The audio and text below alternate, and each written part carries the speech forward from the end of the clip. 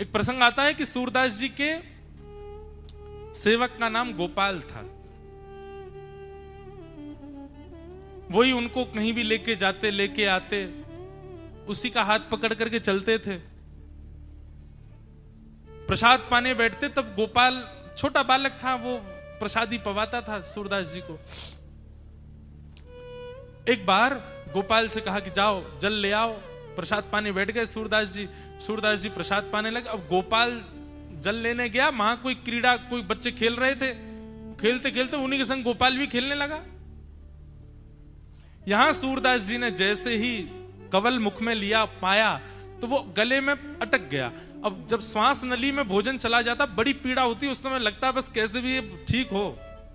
सूरदास जी के गले में वो अटक गया। अब सूरदास जी ने जैसे जल का पात्र उठाया, जल उसमें था ही नहीं, आसपास जल भी नहीं। सूरदास जी व्याकुल हो गए, व्याकुल हृदय से अवरुद्ध कंठ से, गोपाल जल्दी आओ, अरे जल्दी लाओ, अरे जल पिलाओ, गोपाल जल लेकर के आओ, गोपाल जल लेकर के आओ। और गोपाल तो बाहर खेल रहा था। ऊपर गोवर्धन नाथ जी, श्री गिरिराज जी पर विराजमान श्रीनाथ जी, उनके कानों में स्वर पहुंच गया श्रीनाथ जी का, श्री सूरदास जी का। जैसे सूरदास जी का स्वर पहुंचा, ठाकुर जी का मंदिर बंद हो चुका था। 12 राजभोग के बाद मंदिर बंद हो जाता है। ठाकुर जी ने तुरंत अपनी सौल ओढ़ी, अपना मुकुट आदि सब छुपा लिया और अपनी सोने की जलझारी लेकर के गए। और जलझारी लेकर के दौड़ करके गए और जाकर के सूरदास जी के जल पात्र में भर दिया और पात्र उठा करके सूरदास जी के हाथों से स्पर्श, लो लो लो बाबा जल्दी पियो। जल पिला दिया। जल पिला करके सूरदास जी थोड़े नाराज, कहां चले गए थे तुम?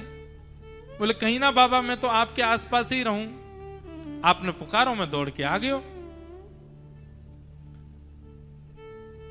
ठाकुर जी चले गए। ठाकुर जी जब चले गए, भोजन प्रसाद पूर्ण हुआ, तब गोपाल आया। और गोपाल आके बोलो, अरे महाराज जी आपने प्रसाद पा लिया, मैं तो जल अभी लेके आया आपके लिए। अरे तू आया तो था, जल पिला के गया मुझको, अब काहे को जल लेके आया? बोले मैं तो आया ही नहीं, जब गया उसके बाद अभी आया हूं। हैं तो फिर मुझे जल कौन पिला के गया?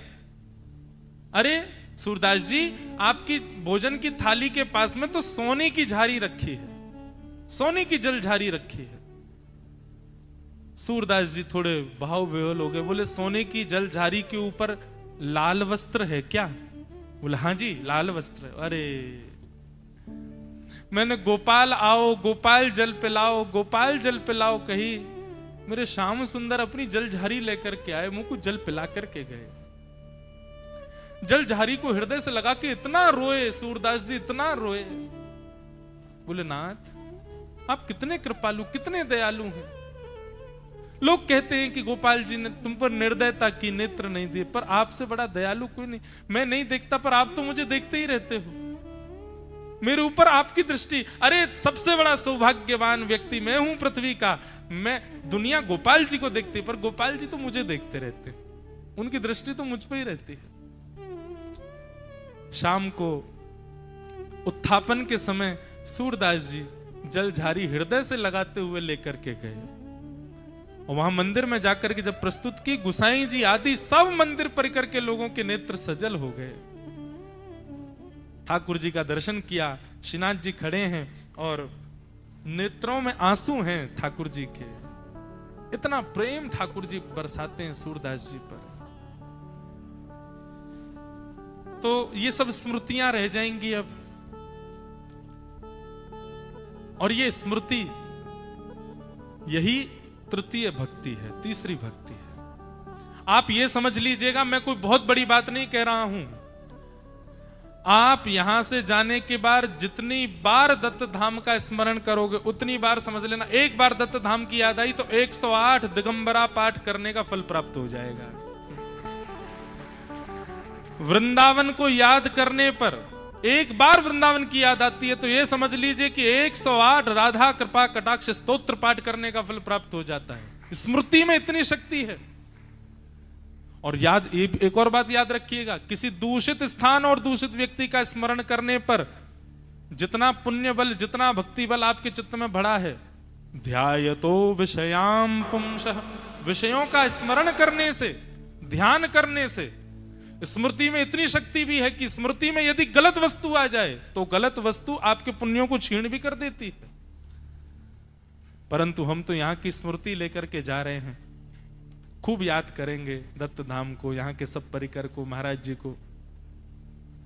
महाराज जी मुझे तो ऐसा लग रहा है 2 दिन बाद कथा के बाद में अब मुझे दोबारा बगलबंदी पहनूंगा तो ऐसा ना लगे कि किसी ने मुझे बांध दिया है। अब मुझे खुले वस्त्रों में रहने की आदत हो गई 1 महीना से। तो बड़ी स्मृतियां हैं। तो ये स्मृति तीसरी भक्ति है। श्रवणम कीर्तनम विष्णु स्मरणम स्मृति।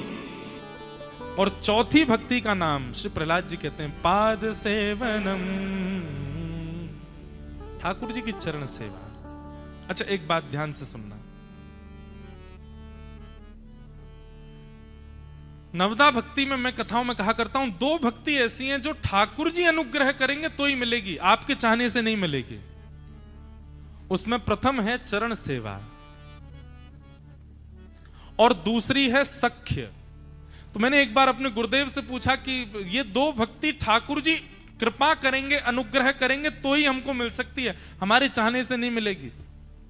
तो गुरुदेव से पूछा तो फिर कोई उपाय बताइए दोनों भक्तियों को प्राप्त करने का। तब गुरुदेव कहते हैं इन दोनों भक्तियों के क्रम से पहले जो क्रम बताए गए हैं उनको परिपूर्ण रूप से जब चित्त में ले आओगे तो यह भक्ति का अनुग्रह ठाकुर जी कर देंगे। मतलब पाद सेवनम यानी कि चरण सेवा। तो चरण सेवा से पहले कितने क्रम है भक्ति के? श्रवणम कीर्तनम विष्णु स्मरणम, ये 3 क्रम है। यदि ये 3 क्रम परिपूर्ण रूप से आपके पास आ गए तो ठाकुर जी अपनी चरण सेवा आपको प्रदान करें।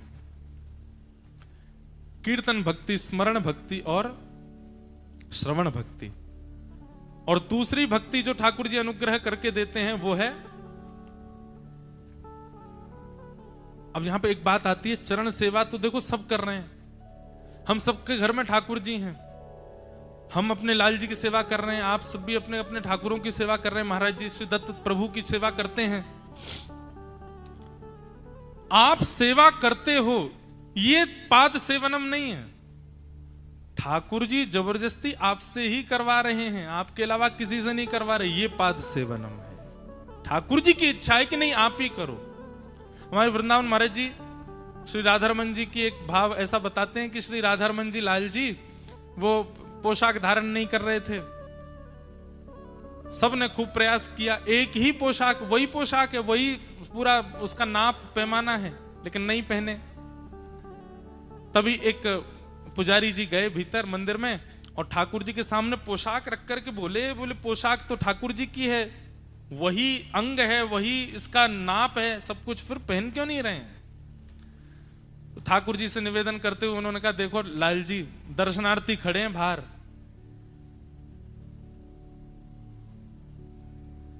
अंतिम बार प्रयास कर रहे हैं, यदि आपने धारण कर ली तो ठीक, नहीं तो दिगंबर रूप में ही दर्शन करा देंगे आपका। ठाकुर जी को नेक थोड़ा सा ऐसे कह दिया, बोले कि आज हरि देखे नंगम नंगा हो जाएगा, फिर सब लोग हो करके जाएंगे बाहर से, हो नंगू ऐसा भाव उन्होंने थोड़ा सा राधारमन लाल जी को, ठाकुर जी को थोड़ा सा कह दिया। बोले देख लो अंतिम बार प्रयास कर रहे हैं, पहन लो, नहीं तो फिर ऐसा होगा।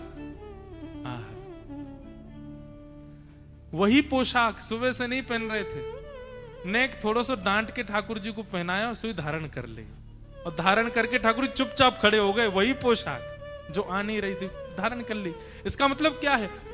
इतने सब लोग लगे रहे, नहीं पहनी, ठाकुर जी उनकी प्रतीक्षा कर रहे थे, ये आके मुझे नेक थोड़ा सुना के पहना के जाए तब पहनूंगा मैं।